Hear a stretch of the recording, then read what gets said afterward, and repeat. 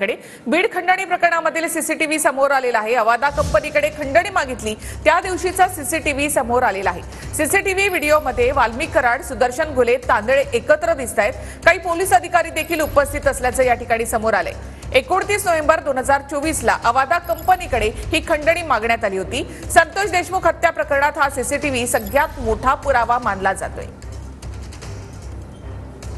अवादा कंपनीच्या शिंदेंना फक्त 29 नोव्हेंबरला इथे नव्हतं, गाडीत घालून पाथर्डीपर्यंत नेलं होतं आणि पाथर्डीपासून मारत पुन्हा आणलं होतं आणि त्याच्यानंतर हे शिंदे सोडून दिला।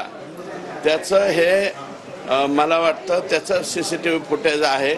त्याच्यामुळं 101% आका, विष्णू चाटे, सुदर्शन घुले, आंधळे हे आरोपी, हे सगळेच्या सगळे आरोपी खरे आहेत याच्यावरून पुष्टी या ठिकाणी मिळते। माझं मत आहे PI पाटीलला आरोपी केलं पाहिजे या प्रकारामधला। महाजन सस्पेंड झाले पाहिजे आणि जे गरजे त्या गरजेंना सस्पेंड करून त्यांना पुण्याला न पाठवता जे पुण्याला घेतलेले त्याच्याऐवजी त्यांना गडचिरोली किंवा चंद्रपूरला पाठवलं पाहिजे।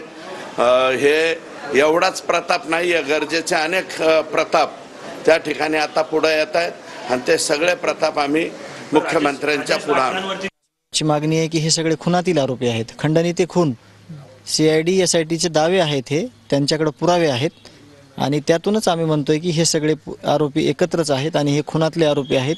जे खंडणीत आहेत तेच खुनात आहेत आणि हा एकत्रित कट कारस्थान रचून हा केलेला खून आहे आणि ह्या सगळ्यांना फाशी शिक्षा झाली पाहिजे अशी आमची मागणी आहे। 31 डिसेंबरला सुनावणी दरम्यान दावा केला होता की खंडणी ते खून प्रकरण याच्यामध्ये एक कनेक्शन आहे, तर एक कनेक्शनाचाच हा एक ठोस पुरावा आहे की ह्या खंडणीतूनच खून झालेला आहे आणि त्या पुराव्यामध्ये CCTV मध्ये पूर्ण सगळे आरोपी जे आहेत ते एका ऑफिसमध्ये बसून ह्या सगळ्या गोष्टी होताना आपण पाहत आहात।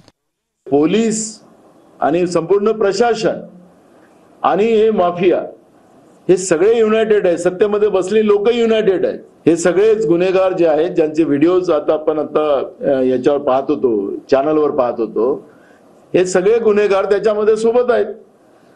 मंत्रिमंडळातले लोक सोबत आहेत। या पद्धतीचं गुंडाइझमचं खुनी सरकार जनतेच्या मधून निवडून आलेल्या लोकप्रतिनिधीचा खून करायला मागे पुढे पाहत नाही। या महाराष्ट्राला बदनाम करायचा ठेका या लोकांनी नाही दिलेला आहे।